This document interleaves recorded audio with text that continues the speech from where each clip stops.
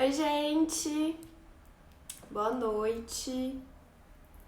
E aí, como é que vocês estão? Oi, quem está entrando? Oi, Mel! Hoje você não vai me trocar pelo Ifop, né? Oi, gente! Boa noite! Então, hoje a gente vai fazer essa live aqui de perguntas e respostas. Eu deixei uma caixinha aqui mais cedo. Separei algumas perguntas que eu recebi lá, que eu achei interessante. Peguei algumas perguntas também que eu já tinha recebido outras vezes e que eu recebo constantemente e que eu não falo tanto aqui sobre o assunto.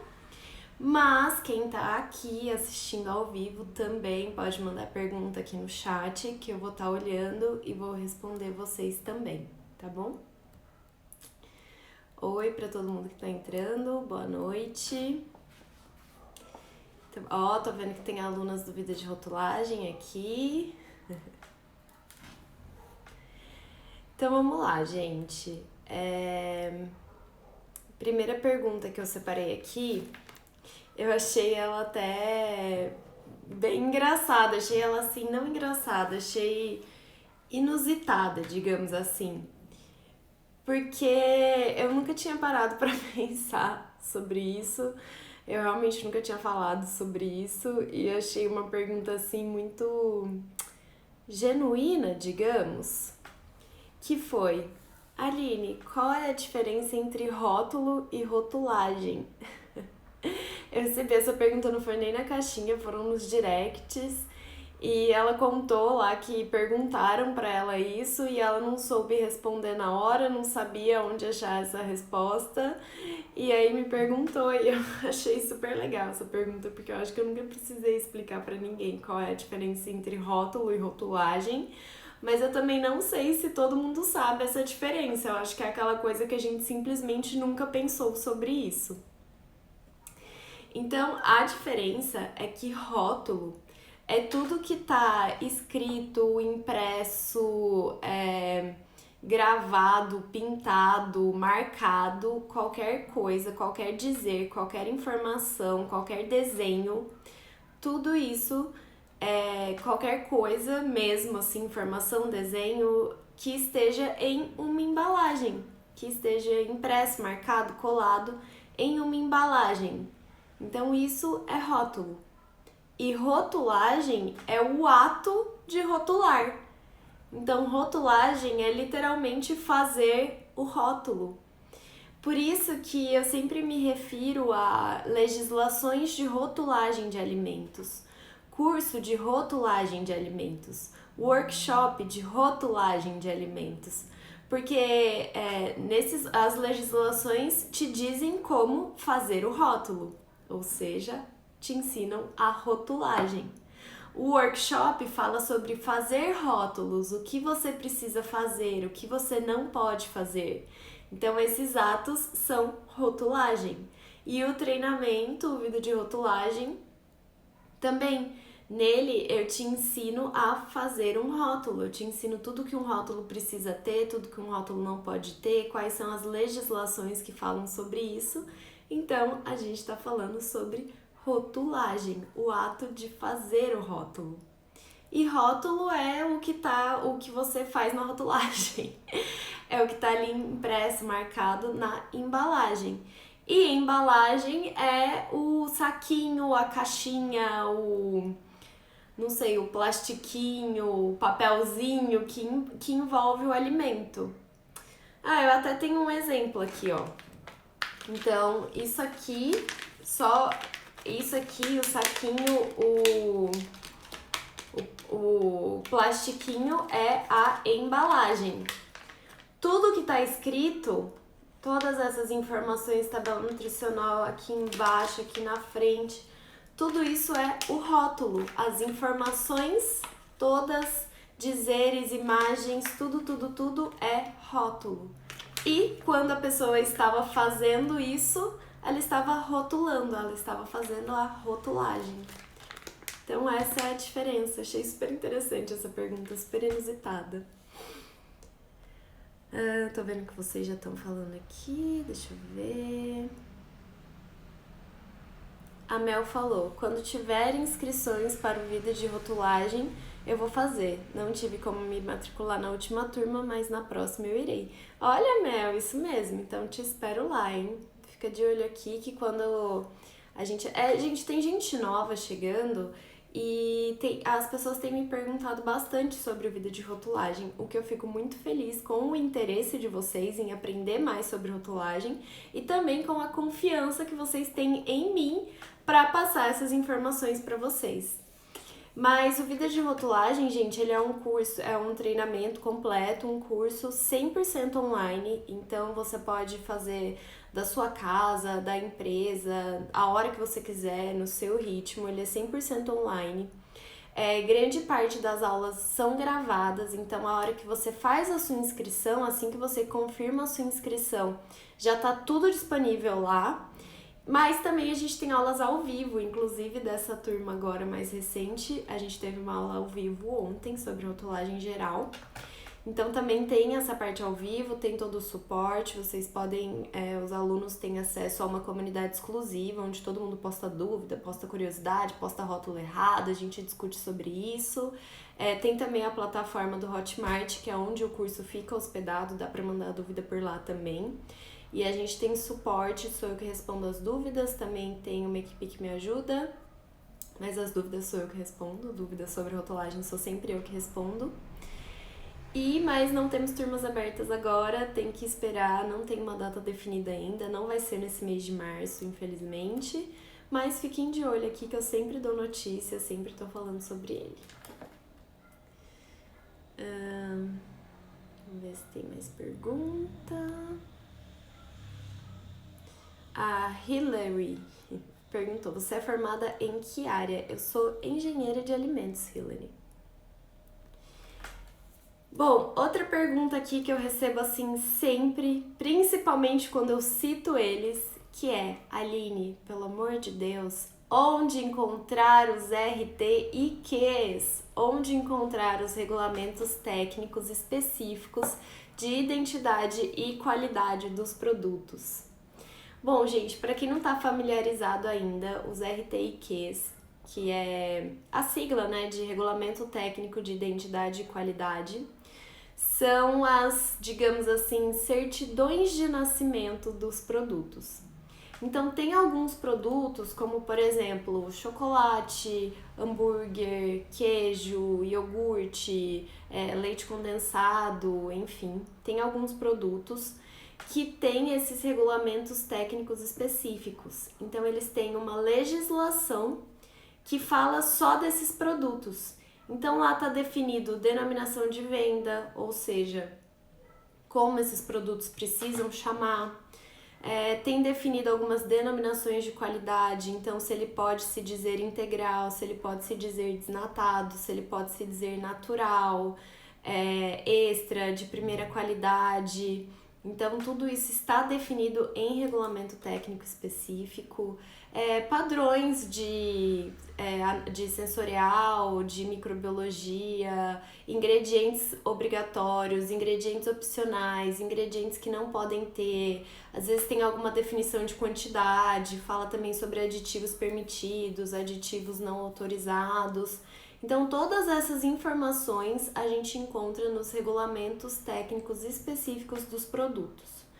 Todos os produtos têm? Não, nem todos os produtos têm, mas boa parte deles sim, digamos assim. Os produtos do MAPA, então produtos de origem animal e bebidas, normalmente tem. O MAPA é bom em fazer regulamento técnico. E os da Anvisa, nem todos.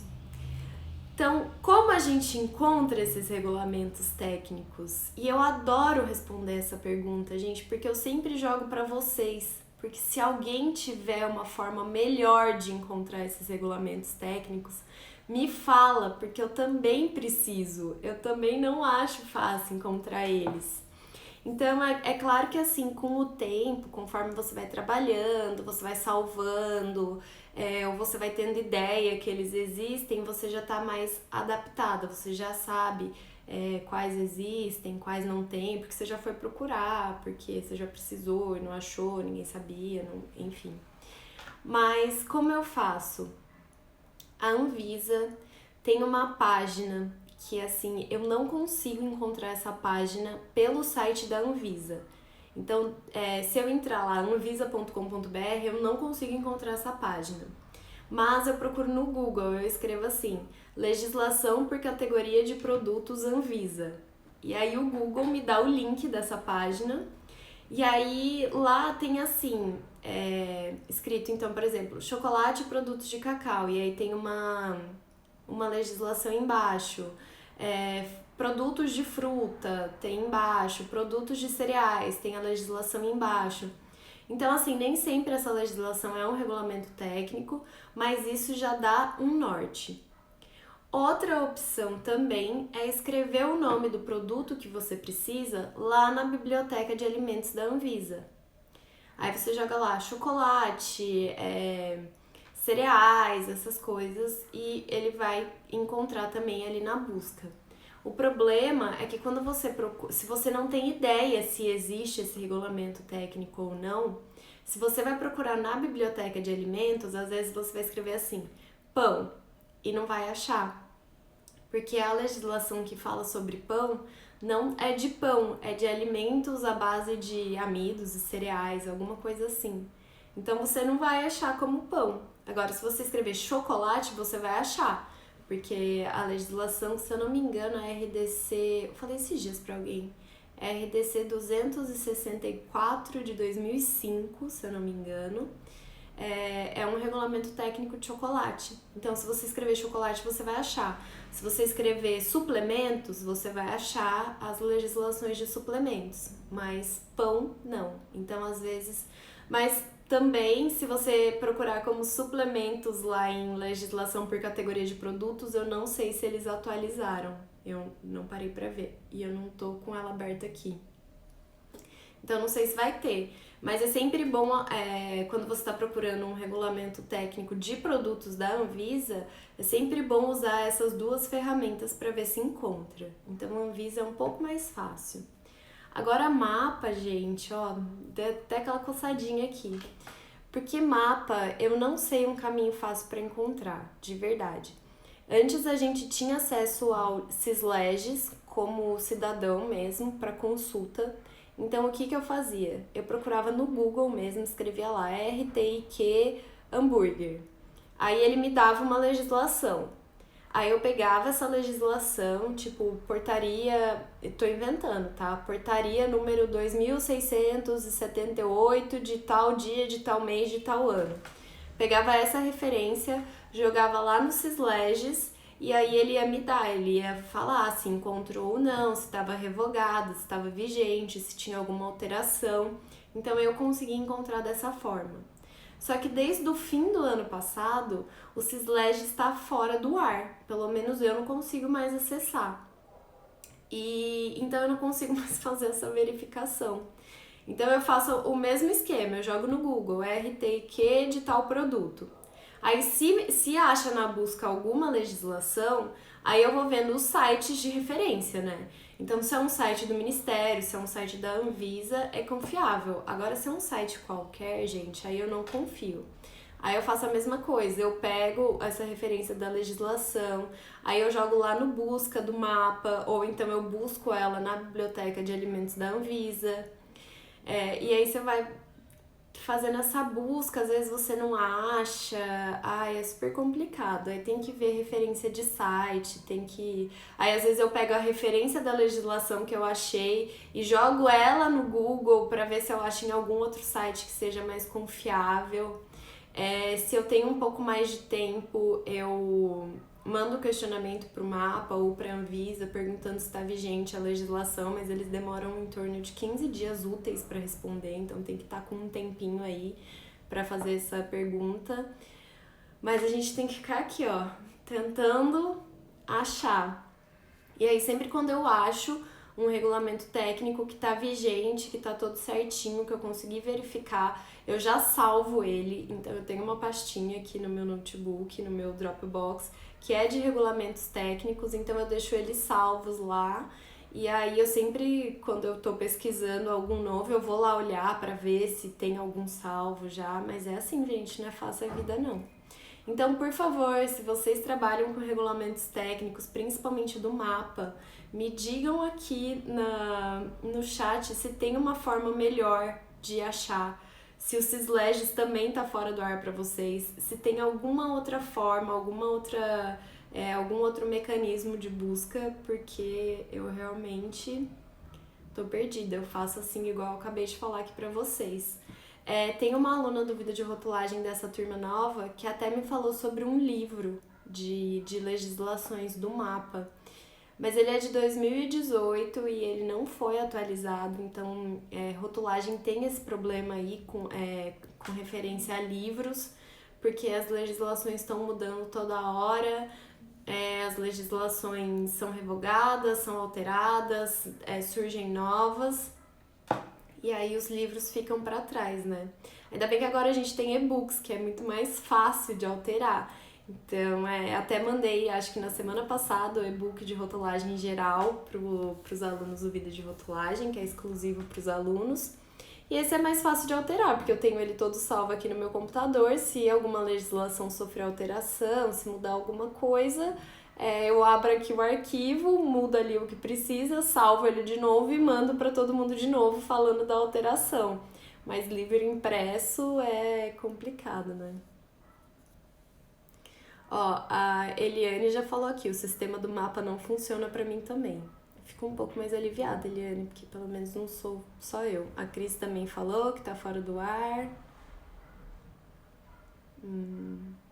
Que também pesquisa assim. A Maria Luísa falou que não tá conseguindo me ouvir. Acho que vocês estão conseguindo me ouvir, né, gente? Deve ser seu celular, Maria Luísa. Deixa eu ver o que mais tem aqui.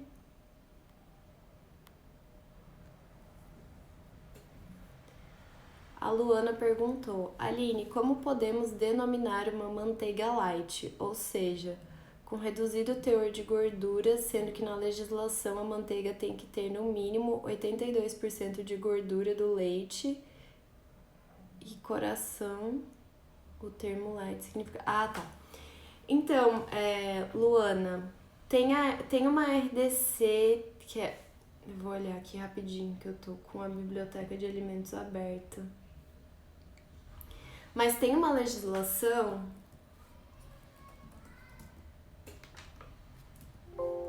É a 3.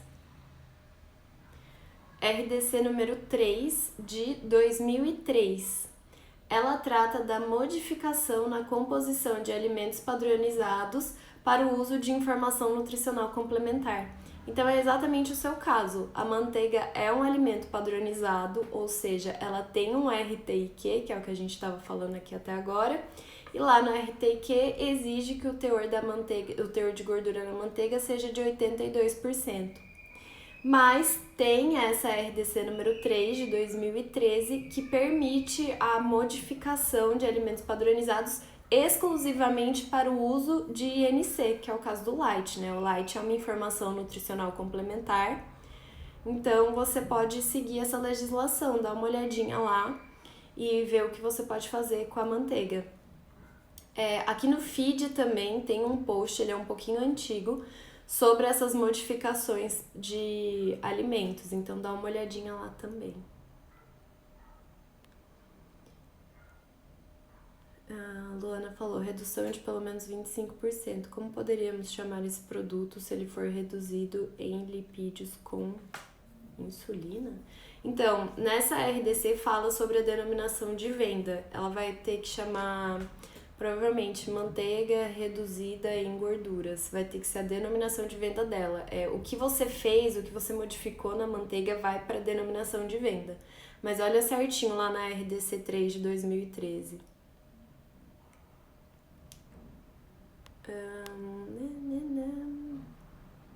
Gente, eu tô com uma música na cabeça que ela não sai de jeito nenhum. Eu cantei ela o dia inteiro hoje. E tá aqui ainda na minha cabeça. A Eliane falou, procuro como você, tateando no escuro e mantendo meu arquivo pessoal. É exatamente isso, Eliane. E posso te falar, toda vez que eu falo sobre isso, ninguém consegue me dar uma solução melhor. Então, eu não sei o que fazer. Essa aluna do Vida de Rotulagem que me falou sobre o livro, ela é ex-fiscal do mapa, se eu não me engano. Ela fiscalizava a rotulagem pro mapa, ou alguma coisa desse tipo, não lembro direito. Mas ela era alguma coisa do mapa. E aí eu lembro que quando ela me falou isso, eu falei, gente, pelo amor de Deus, como eu faço pra achar as informações e tal? Achei que ela era minha luz e ela falou que não sabe também, que é uma confusão mesmo, que não dá, que agora o Syslegis está fora do ar e tal. E ele me falou desse livro, mas também não resolveu o problema. Então, gente, estamos todo mundo junto, abraçado no escuro, procurando RTIQ, principalmente do mapa. É isso. Então, não tem segredo, não tem fórmula mágica, infelizmente. Tamo aí desse jeito ainda. Mas, reitero, se alguém tem uma forma melhor de procurar aqui, conta pra gente, por favor.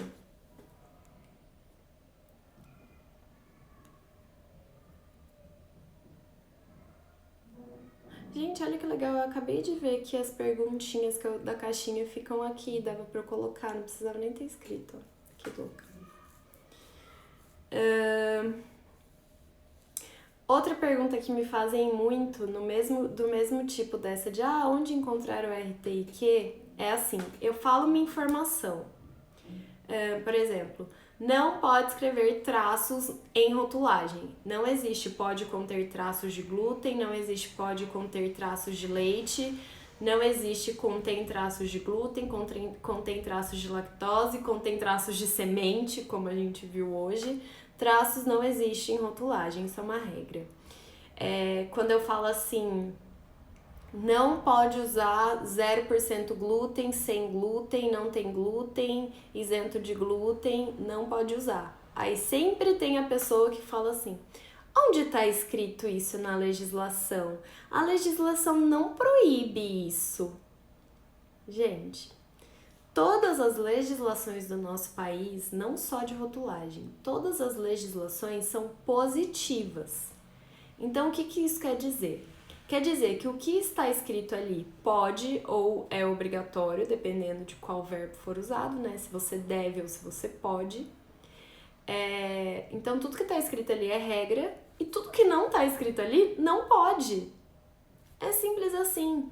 Então, quando você tem uma série de opções, por exemplo, quando você está falando de INC e não contém, por exemplo, se não contém valor energético, eu posso falar 0 calorias, eu posso falar não contém calorias, eu posso falar não contém valor energético, eu posso falar isento de calorias, eu posso falar 0 calorias.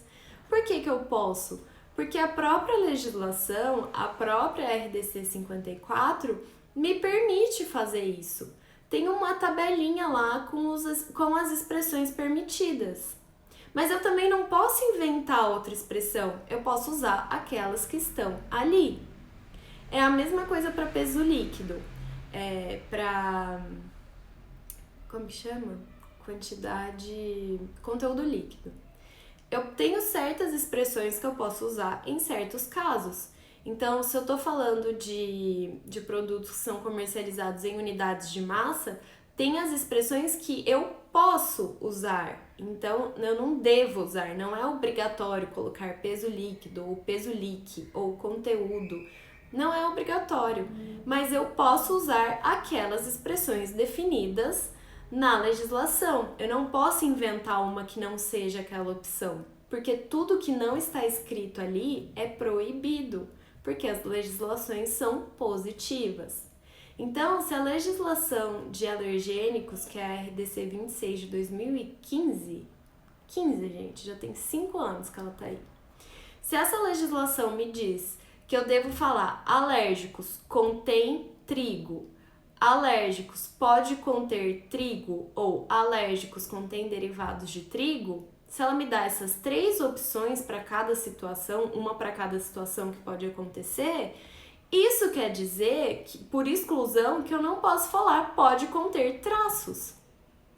Eu não posso falar contém traços. Eu não posso usar a palavra traços, justamente porque ela não está na legislação. Então, normalmente, quando alguém me questiona esse tipo de coisa, eu devolvo a pergunta. Eu falo, onde está escrito que pode? Porque é essa pergunta que deve ser feita. Se alguém está te falando que você pode usar aquilo, você tem que perguntar onde está escrito que pode, porque isso tem que estar escrito em algum lugar.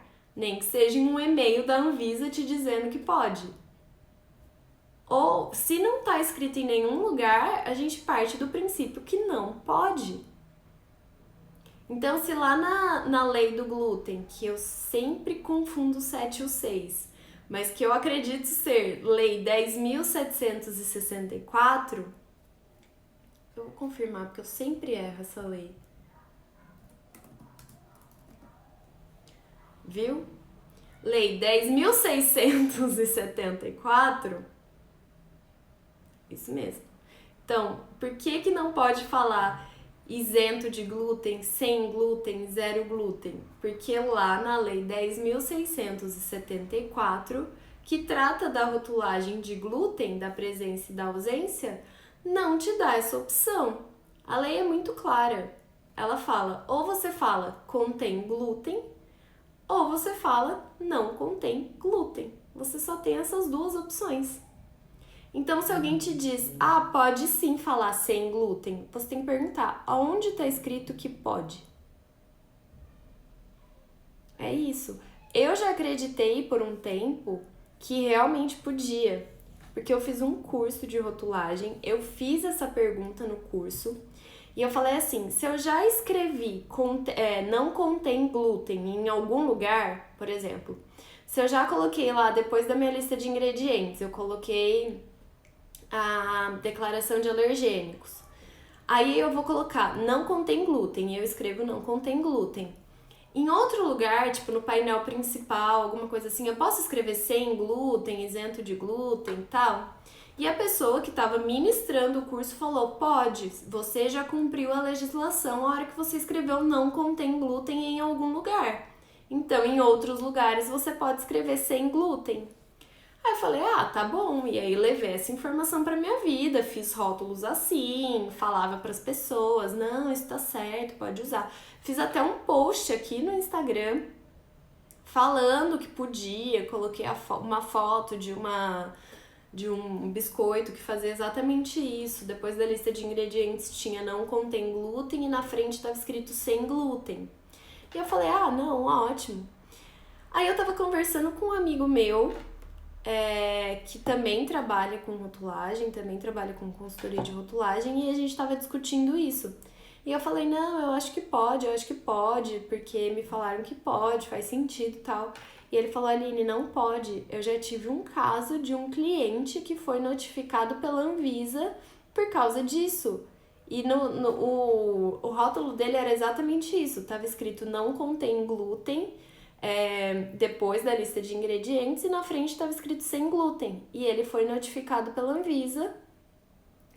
Eles falaram para alterar com base na lei 10.674, porque a expressão sem glúten não é permitido, ou é contém glúten ou é não contém glúten. Então, depois disso, eu parei de questionar, eu parei de dizer o contrário, e para mim, se a Anvisa falou, tá falado. E faz sentido, lá na legislação só tá escrito ou contém glúten ou não contém glúten. Então é isso. Então não tem essa opção. A legislação é positiva, ela te deu duas opções e é isso.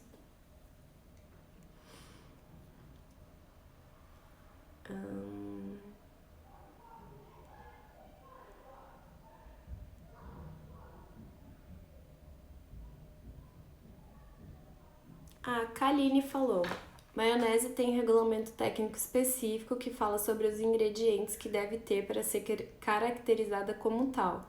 Como pode ter maionese sem ovo? Existe regulamento para esse tipo vegana? Não existe nenhum regulamento para nada vegano. Tá tudo solto aí no ar. Mas se eu não me engano, maionese não tem regulamento técnico. Se eu não me engano, ele foi revogado, porque eu acho que ficava no mesmo regulamento técnico que tinha a definição de mostarda, E eu já precisei usar esse regulamento técnico, e aí eu vi que ele estava revogado, e agora tem um novo que não define mais nada, ele só define, tipo, molho e tal. Então não sei se tá no mesmo da mostarda, mas se tiver, foi revogado e agora tem um outro que não define mais nada. Então pode ser que a maionese não tenha mais definição. Mas, caso ela tenha e caso seja exigida a presença de ovo, não pode existir maionese vegana. Vai cair no mesmo caso do queijo vegano, iogurte vegano, hambúrguer vegano, salsicha vegana, linguiça vegana, nada disso pode existir porque todos esses alimentos são padronizados e exigem a presença de algum ingrediente animal ali na composição dele. A Mel falou que a Lei 10.674 fala muito claro isso do contém ou não contém. Exatamente, Mel, ela não te dá nem chance de interpretar de outro jeito. A Ismara falou: quando uma padaria faz bolo, mas usa aquelas misturas prontas, se coloca no rótulo do bolo pronto a própria rotulagem da mistura? Eu não entendi muito bem a sua pergunta, Ismara. Você está falando do que da rotulagem? Lista de ingredientes, tabela nutricional? O que você está falando? Não entendi direito. A Mi falou: as pessoas têm preguiça de ler e interpretar as legislações.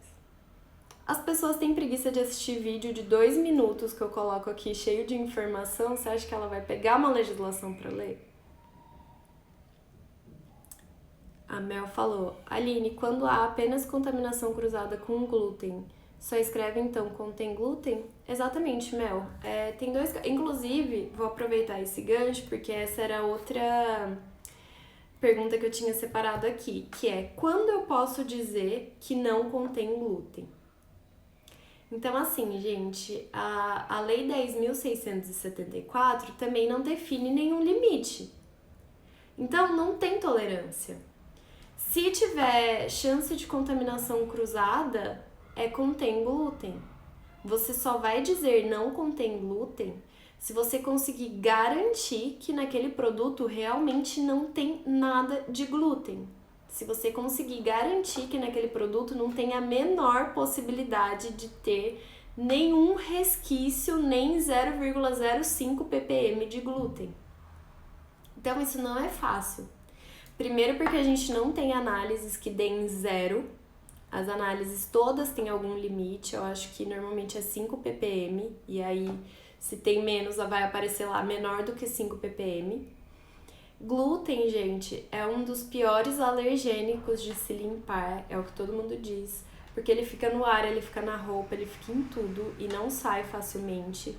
Então você precisa, se você trabalha... Então, assim, se você tem uma linha de produção que não tem nada com glúten ali, não entra glúten na sua empresa, não tem glúten na copa, as pessoas não tem glúten, não tem a menor possibilidade, aí você pode dizer não contém glúten. Agora, se você trabalha com algum outro ingrediente que tem glúten, se você processa, se você armazena, ou às vezes até, tipo, se na copa da sua empresa tem alguma coisa com glúten, a chance de ter uma contaminação cruzada é bem grande. Só não vai ter se você realmente tomar providências específicas para que isso não ocorra. Então, produções em dias diferentes, higienização adequada para retiragem de glúten. Aí você tem que fazer análises de ponto crítico de controle para saber se essa limpeza está sendo eficaz. Você vai analisar água de enxágue, tem todo um protocolo para você garantir que, apesar de que você esteja usando algum alergênico ali, não está sofrendo contaminação com as outras linhas, com os outros produtos. Então é por isso que eu sempre falo que tem que ter programa de controle de alergênico.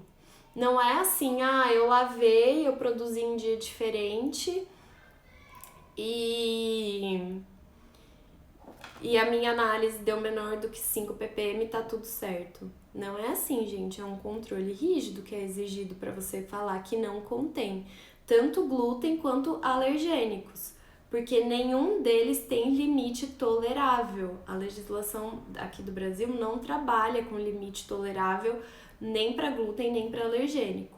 E aí não adianta vir falar, mas o Codex libera menor do que 20 ppm. Mas o FDA libera menor do que 5 ppm. Não interessa. Essas não são as legislações aqui do nosso país.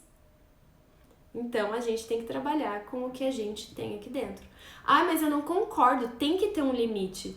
Tudo bem, é a sua opinião. Você pode mandar ela para a Anvisa, você pode brigar por isso, você pode começar uma revolução. Mas até isso mudar, se você fizer diferente, tá errado. Tem que seguir o que tá na legislação. Então não é assim. Mas eu produzo em dias diferentes, mas todos os meus utensílios são os mesmos, eu lavo ali com água e sabão e pronto. Não, você não tá evitando contaminação cruzada dessa forma, gente. E se tiver qualquer resquício, isso pode dar errado. No último workshop que eu fiz, e até aqui também no feed tem um post falando sobre isso, sobre uma granola que foi tanto multada. Não, ela não foi multada, inclusive é sobre isso que eu tava falando, que ela deveria ter sido multada pela Anvisa também, mas ela sofreu um processo de um consumidor porque estava escrito sem glúten, já começa errado, porque estava escrito sem glúten, e aí depois, lá atrás, depois da lista de ingredientes, lá estava escrito pode conter glúten, o que também tá errado, porque não é pode conter, glúten ou contém ou não contém. E aí o consumidor era celíaco, ele acreditou naquela informação de sem glúten, consumiu a granola e passou mal. E aí só depois ele viu que estava escrito pode conter glúten. E aí ele processou essa empresa e claramente ele ganhou uma indenização de R$8.000. E era uma empresa pequena. Então, tipo assim, R$8.000 faz diferença. É uma multa alta, é uma indenização alta. Isso que essa empresa deu sorte, porque talvez o consumidor não tivesse a informação de que ele ainda poderia denunciar este rótulo para a Anvisa. E aí essa empresa ia ser tanto multada pela Anvisa quanto processada pelo consumidor. Então tem que tomar cuidado. E é por isso que se pode conter trigo, centeio, cevada ou aveia, a gente diz contém glúten. Sempre, tá bom?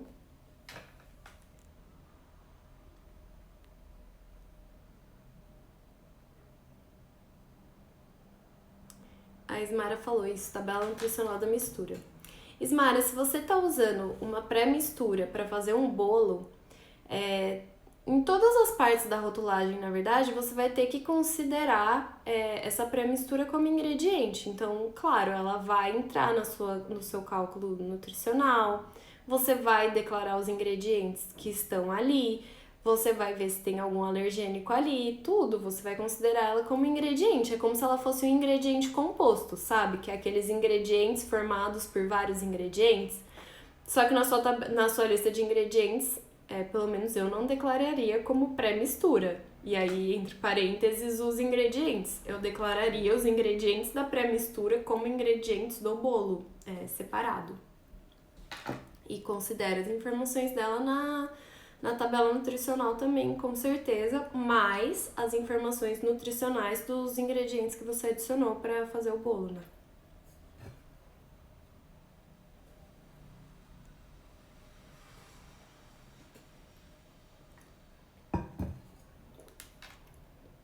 A Eliane falou. Fala um pouco sobre a lista de ingredientes compostos que têm aditivos. Ingredientes compostos que têm aditivos tipo, por exemplo, um achocolatado em pó que tem a lecitina de soja. Você vai declarar o aditivo dele entre parênteses. A gente tem 3 situações para ingredientes compostos. Inclusive, olha só, tem um vídeo aqui no feed bem recente sobre lista de ingredientes que eu falo de ingredientes compostos, tá? Mas enfim, a gente tem 3 situações.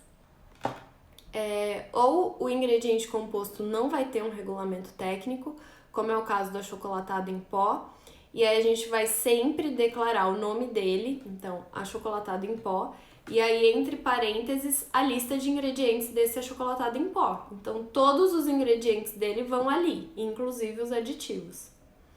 Agora, se tiver regulamento técnico específico, aí tem uma regrinha. Se ele for mais do que 25% da composição ali do produto final, Você vai declarar o nome dele, como por exemplo doce de leite. Doce de leite é um alimento padronizado. Então você vai declarar doce de leite e aí entre parênteses os ingredientes, tipo leite e açúcar. Se tiver menos do que 25%, aí você pode declarar só doce de leite, não precisa abrir a lista de ingredientes. Agora, se o seu ingrediente composto for composto só por aditivos, se for um pré-mix de aditivos, aí você separa tudo e declara tudo separado, cada um com a sua função principal antes. A Rafael falou, quando tem aroma no produto, devo declarar no painel principal, contém aroma sintético idêntico ao natural, foto ilustrativa ou somente contém aroma sintético ao natural? O foto ilustrativo não tem nada a ver com aroma, Rafael. Foto ilustrativa é a gente escreve para não induzir o consumidor ao erro. Então, por exemplo, aqui, ó, tem uma foto aqui. Mas a hora que eu abrir esse pacote, não vai ter isso aqui dentro. Então, eu não posso comprar achando que a hora que eu abrir esse pacotinho vai estar exatamente assim, já temperadinho, tal, com o alecrimzinho aqui em cima. Então, você escreve foto meramente ilustrativa, que inclusive nesse produto aqui não tem. Gente, não tem. Enfim, esse é o caso. Se eu quisesse lá no Procon denunciar isso aqui, eu ia falar, ó, eu comprei, não era isso aqui que tinha ali dentro, não. Me senti enganada, eu achei que já ia estar pronto, que já ia ser temperado e não era. Então é pra isso que serve foto meramente ilustrativa. Agora, quando a gente usa aroma, a gente precisa sim declarar no painel principal contém aromas artificiais ou contém aroma sintético idêntico ao natural. Se bem que o sintético idêntico ao natural, eu não me lembro agora se precisa pôr no painel principal, viu? Precisava dar uma olhada. Aroma tem regulamento técnico. Deixa eu ver se eu acho rapidão aqui. Acho que é esse. Deixa eu ver. Nossa, já tem 42 minutos de live, gente. Meu Deus.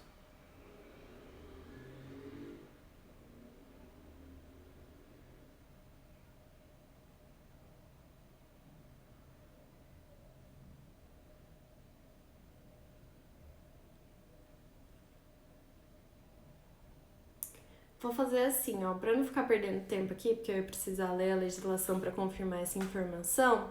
Faz assim, Rafael, como a caixinha ainda tá aberta, manda essa pergunta sobre precisar escrever no painel principal o contém aroma sintético idêntico ao natural, que a hora que terminar a live eu dou uma lida aqui na legislação e respondo lá no Stories pra todo mundo, pode ser? Só pra não ficar perdendo tempo aqui procurando.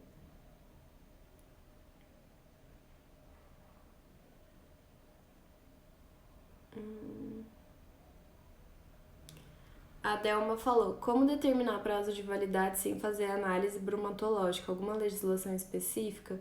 Na verdade, o prazo de validade é uma série de análises microbiológicas e sensoriais. Então, assim, tem as legislações onde estão definidos esses padrões sensoriais e microbiológicos dos alimentos e você vai fazendo as análises até o seu produto não cumprir mais esse padrão. Não tem outro jeito certo, né? Você pode simplesmente chutar uma data, é uma opção, mas não é certo.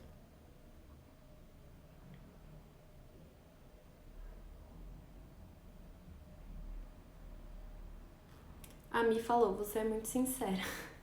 Eu não sei se isso é bom ou se é ruim, mas eu realmente sou e eu gosto. E eu, inclusive, gosto de pessoas sinceras. Não gosto de quem fica fazendo mimimi, rodeando, querendo agradar todo mundo. Ainda mais falando de rotulagem, né, gente? Não tem como ser ou não sincera, é tudo legislação, tá tudo escrito ali e com acesso público, né? Qualquer um pode abrir a legislação e ler. Outra coisa que eu queria falar, gente, pra finalizar, porque nosso tempo aqui já tá acabando, eu tenho recebido, não sei porquê, mas realmente começou a aparecer bastante, eu até procurei pra saber se saiu alguma notícia, alguma coisa assim, mas pessoas perguntando. Desculpa. Eu tenho recebido muitas perguntas sobre se fenilalanina e tartrazina agora são considerados alergênicos. Se mudou alguma coisa na legislação, se agora precisa declarar isso junto com os alergênicos. Eu não sei de onde estão vindo essas perguntas, porque eu não achei nenhuma notícia sobre isso. Mas não, gente, nada mudou, tá? A fenilalanina é um aminoácido essencial para o nosso corpo. Não tipo assim, o natural é que a gente precise dele, né? Ele é um aminoácido essencial e que nosso corpo reaja bem a ele. Mas tem uma doença, que eu não consegui falar o nome aqui, precisaria ler, que faz com que as pessoas que têm essa doença, na verdade, essa doença é causada pela falta de uma enzima que a gente tem no corpo, que é a enzima que digere que absorve, né, que digere esse aminoácido essencial.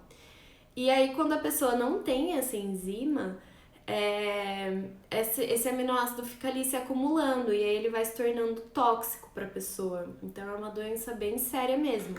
É mais ou menos, salvo as devidas proporções, igual à intolerância à lactose, né? Quem tem intolerância à lactose não tem a enzima lactase ou tem muito pouco.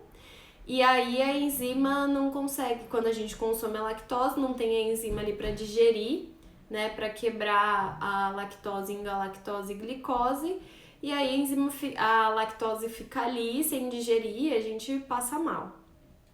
Quem tem esse problema com a fenilalanina é a mesma coisa, só que aí ela é tóxica, então não é tudo bem, não vai só lhe dar uns gases, uma náusea e tal e pronto. É tóxico, é sério. Então, a fenilalanina está presente naturalmente em diversos alimentos, mas alimentos que têm aspartame, que tem um edulcorante aspartame, também tem fenilalanina. Mas aí não é natural, né? É uma coisa que foi adicionada. Então, a portaria 29 do Ministério da Saúde fala que os alimentos que tiverem aspartame adicionado precisam escrever no rótulo contém fenilalanina. Então ela não é um alergênico, né? Ela é um aminoácido essencial e que tem pessoas que têm uma condição específica que não podem consumir esse aminoácido. Então quando ele está presente por causa do aspartame e só por causa do aspartame, precisa escrever contém fenilalanina no rótulo. E a tartrazina é um corante, gente, também não é um alimento, também não é um alergênico. Ela é um corante que algumas pessoas têm uma hipersensibilidade, então algumas pessoas não podem consumir. E aí, como lá na RDC 259 tá escrito que a hora que a gente vai declarar os aditivos, a gente pode tanto declarar o nome deles por extenso, quanto só o número INS ou as duas coisas juntas. O número INS ninguém sabe o que é, né? Nem a gente que trabalha com aditivos, que trabalha nesse mundo, tem o número INS de tudo gravado. Então imagina o consumidor. Ele olha aquele número INS e ele não sabe nem do que se trata. Então, para não ter esse problema e para os consumidores que têm problema com o corante tartrazina conseguirem identificar ele na lista de ingredientes, tem a RDC 340 de 2010. Vou confirmar a informação, né? Vou ficar passando informação errada aqui. Mas eu tinha anotado aqui. RDC 340 de 2002, não é de 2010. Então, lá na RDC 340 de 2002, a Anvisa diz que o corante tartrazina, especificadamente, não pode ser declarado só com o número INS. Ele precisa obrigatoriamente ser declarado por extenso. Se eu quiser colocar o número INS também, tudo bem, eu posso. Mas eu não posso colocar só o número INS no caso do corante tartrazina. Eu sempre falo aqui que eu nunca gosto de declarar os aditivos só com o número INS. Eu acho super confuso, eu acho que o consumidor já tende a ter um preconceito com os aditivos, né? Chama de bruxaria, química, enfim. Imagina se eles verem um monte de INS e um monte de número ali, eles vão falar, meu Deus, o que eu tô comendo? Comida de astronauta, né? Então eu não gosto dessa opção, mas é permitido, exceto no uso do corante tartrazina. Até uma das pessoas que me perguntou isso mandou uma matéria que estava falando lá no começo de 2019 que isso ia mudar, que ia precisar colocar um aviso, que era tipo assim, contém corante tartrazina, esse corante pode causar tal, tal, tal, tal, que foi uma liminar do Ministério Público, eu acho, que obrigou a Anvisa a fazer uma norma, a fazer alguma coisa em relação a isso, que teria que ser agora obrigatório essa frase sobre o corante tartrazina. Mas isso, gente, não é válido, tá? Isso foi lá no começo de 2019 e isso não foi pra frente. A Anvisa conseguiu suspender essa liminar. Então, nada mudou, continua isso. Quando tem fenilalanina por causa do aspartame, a gente coloca contém fenilalanina. E quando tem o corante tartrazina, a gente precisa declarar ele por extenso, tá bom? Não pode usar o número INS. Deixa eu ver se tem mais alguma pergunta aqui. A gente tem 9 minutinhos. A Tereza mandou fenilcetonúria. Exatamente, esse é o nome da doença das pessoas que não conseguem absorver o aminoácido essencial que é a fenilalanina. Então o nome da doença é fenilcetonúria. Exatamente isso. Também tem post aqui, antiguinho também aqui no feed falando sobre esse negócio da fenilalanina. A Mi falou, saiu uma legislação nova hoje sobre suplementos. Sério, Mi? Qual legislação? Não tô sabendo. Rafael falou, adorando sua live, parabéns. Muito obrigada, Rafael. Que bom que você gostou. A Kaline falou, corante caramelo possui 1, 2, 3 e 4. Você sabe informar se é obrigatório informar o tipo desse corante no rótulo? Então, Kaline, o corante caramelo, ele é uma exceção. Eu não vou saber te falar de bate-pronto. Se você quiser me mandar essa pergunta lá na caixinha, eu respondo pra você depois, que também tem uma legislação sobre isso. Mas o corante caramelo, ele não é artificial, ele é idêntico ao natural. Agora eu não me lembro se os 4, é isso que eu preciso conferir. Mas ele é sintético idêntico ao natural, então ele não é considerado artificial. A Mel perguntou, a portaria da fenilalanina é a portaria 29 de 1998 do Ministério da Saúde.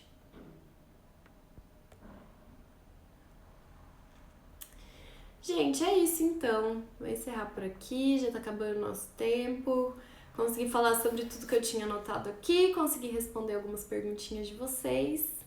Espero que vocês tenham aproveitado essas lives e as 2 perguntinhas que eu fiquei de responder porque eu preciso conferir aqui a informação. Me mandem lá na caixinha que eu confiro e respondo lá no Stories pra todo mundo, tá bom? Beijo, gente, até a próxima live. Boa noite!